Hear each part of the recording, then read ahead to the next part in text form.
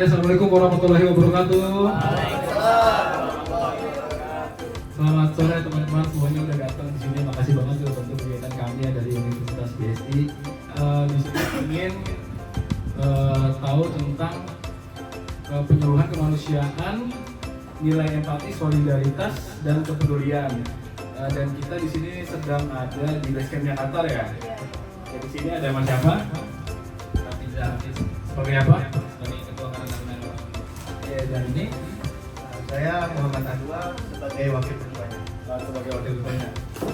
Oke, di sini sebelumnya kalau yang kita tahu tentang nilai empati solidaritas itu mungkin di sini kan apalagi di sini mayoritas remaja ya. Iya betul. Seumuran juga nggak sih Mas kalau di sini? Beragam ya. Ada yang lebih tua, ada yang lebih muda. Kalau Mas Budi di sini si Qatar ini sebenarnya awalnya tuh dari tahun berapa sih adanya? Awalnya sih paling dari 2017, itu awalnya ketua dari Ibu Lucy. Oh, dari Ibu Lucy. Ibu Lucy tuh yang tinggal di daerah sini juga? Masih daerah sini. Oh, di daerah sini juga. Terus digantikan sama Mas di tahun? Sebenarnya dari tahun 2024, cuma baru diresmikan Dari 2025. resmi sekarang.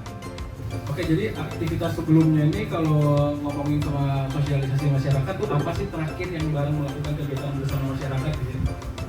Terakhir banget. Iya, terakhir banget. Terakhir banget kita ngadain santunan anak yatim piatu di bulan Ramadan kemarin. Oh, kalau itu udah pasti rutin ya? Alhamdulillah dari tahun ke tahun kita selalu bikin. Oke. Selain dari santunan ada acara lagi nggak? Kan biasanya Qatar maksudnya rekreasi ya dari nah udah. Jadi gini, saya tambahin ya. Sebenarnya tuh kita ini ada melakukan kegiatan sosial gitu. Karena waktu itu kan ada bencana yang namanya tsunami, gempa bumi. Dan itu kejadiannya ada di pertama kita di Tanjung Lesung, terus di Banten juga. Sebelum itu ada juga korban kebakaran. Itu kita nyumbang beberapa baju-baju bekas tanah dan berupa uang tunai juga gitu. Ya, berikut juga obat-obat. Itu sih. Kalau boleh tahu gimana anak-anak tuh bisa dapetin kayak baju bekas, terus uang yang buat didonasi kayak gitu. Kalau itu sih kita kerjasama juga ya. Maksudnya kita bikin kayak postingan, terus juga open donasi juga itu. Apalagi istilahnya kita juga sempat bukan minta ya, maksudnya kayak galang dana di lampu merah, terus juga di kafe-kafe segala macam, di pom bensin kayak gitu sih. Juga pengalaman pertama kita melakukan open donasi kayak gitu. Sebenarnya di Qatar ini udah ada program apa aja sih yang sebelumnya udah disebutin sama next planning itu apa aja kira-kira ya? Kemarin sih kita udah ada kepikiran ya buat ngadain surat massal, donor darah. Paling yang udah kelihatan banget nih ntar 17-an Agustus. 17 Agustusan, apa tuh, ada apa aja kira-kira? Biasanya kita ngadain malam puncaknya. Ada lomba, ada pawai. Oh, sebagai bersosialisasi masyarakat Iya, ya? sekalian ada bazar juga buat mendukung UMKM kita. Oke, kalau misalnya kayak buat remaja ini kira-kira ada yang apa sih yang buat kayak mungkin kalau posyandu kan kita harus datang posyandu ya buat masalah tinggi badan, tensi, buat remaja-remaja yang itu ada nggak sebenarnya? Kalau di kita sebenarnya sistemnya sama kayak posyandu biasa ya mas. Jadi untuk mungkin kalau check up besar tuh nggak ada. Paling kayak ukur tinggi badan kita ada, untuk tensi itu kita ada. Terus juga ya paling itu aja sih mas. Jadi sebenarnya skalanya tuh kayak untuk untuk supaya anak-anak muda kita ini tuh nggak sampai obesitas atau kesenjangan sosial gitulah. Maksudnya bentuk sosial itu tetap kita pantau gitu ya? Iya betul. Dan kita juga di sini didukung sama puskesmas dari kelurahan juga mas. Oh gitu. Oke, terakhir deh mungkin dari saya, sebenarnya Qatar ini kedepannya menjadi apa sih? Kedepannya ya mas, kalau kita sih sebenarnya yang dipengen itu regenerasinya terus ya. Walaupun istilahnya kan setiap masa ada orangnya, terus juga ketika ada orangnya tapi ada masanya juga. Ya, jadi kita kedepannya yang pasti pengen terus berkembang ya.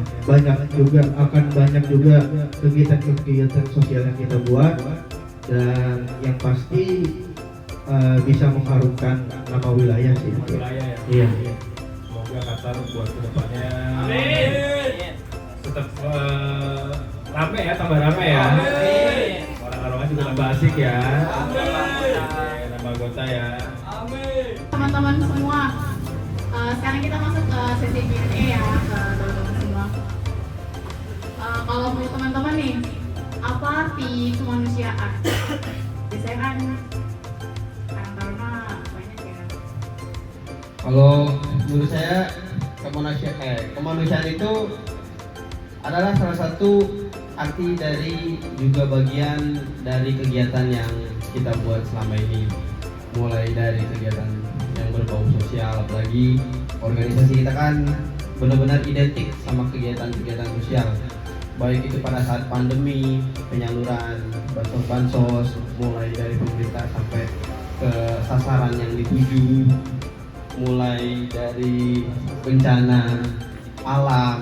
Kita juga pernah ikut partisipasi untuk membantu menyalurkan bantuan bagi korban kebakaran yang waktu itu di Jakarta Barat, di Tomang. Nah, terus juga untuk kegiatan kemanusiaan lain, salah satunya kita buka open donasi untuk kegiatan santunan anak yatim piatu yang alhamdulillah udah berjalan. Lalu juga kegiatan posyandu remaja. Menurut kami juga kemanusiaan itu adalah dimana kita peka terhadap lingkungan sekitar kita, dimana kita harus memperhatikan lingkungan baik dari manusia ataupun sampai ke lingkungan alamnya sendiri, dimana kita tidak merusak apapun tindakannya seperti vandalisme dan lain-lain. Menurut saya arti kemanusiaan itu adalah kita saling menjaga dan saling membantu dan saling memperhatikan satu sama lain. Terima kasih. Kalau aku ada lagi sini. Gak bisa dikit kok. Kan udah lama ya dari Karang Taruna tadi, sedengar aku dari tahun 2017 ya. Udah berdampak belum ke diri sendiri gitu? Ya udah ada rasa kemanusiaan kah? Empatinya lebih besar atau lebih interaktif dengan warga gitu? Kan biasanya ada tadi dari keterpaksaan ya gitu. Gimana? Menurut saya berdampak atau tidak itu tergantung orangnya mau belajar atau enggak ya. Karena kalau dimanapun nggak perlu di Karang Taruna, kalau orangnya mau belajar itu sangat berdampak sih. Contoh, tapi kalau di Karang Taruna ya, untuk dampak-dampak positifnya, contoh kan kalau kita bikin acara pasti ada kayak struktur kan, pasti ada bendahara, ada fotografi, dokumentasi. Itu kan jadi pengalaman buat dirinya masing-masing kan, kayak temen kita jadi bisa megang kamera, pasti dia belajar jadi kan kayak tertantang gitu.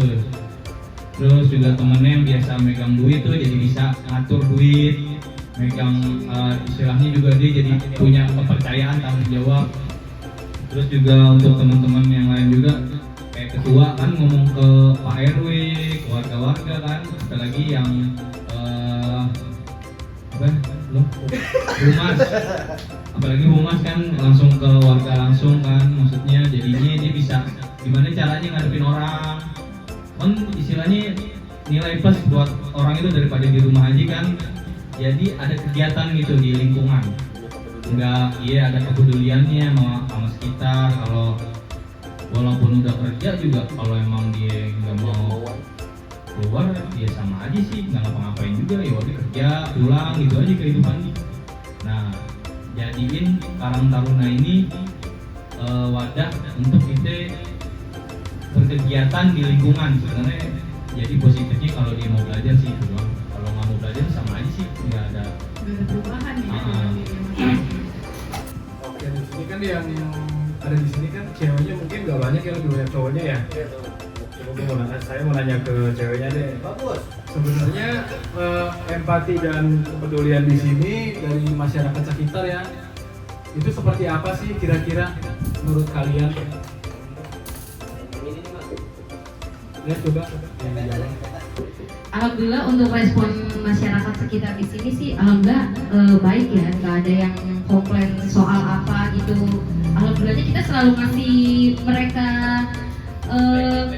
feedback yang baik gitu. Jadi ketika dia memberikan sedikit sumbangan kepada kita selalu ngasih yang terbaik buat mereka. Itu aja sih. Oke, jadi juga kita juga menjanjikan juga ya. Iya betul. Oke, thank you, Q&A-nya udah selesai. Sekali lagi terima kasih semuanya yang udah datang ya. Assalamualaikum warahmatullahi wabarakatuh.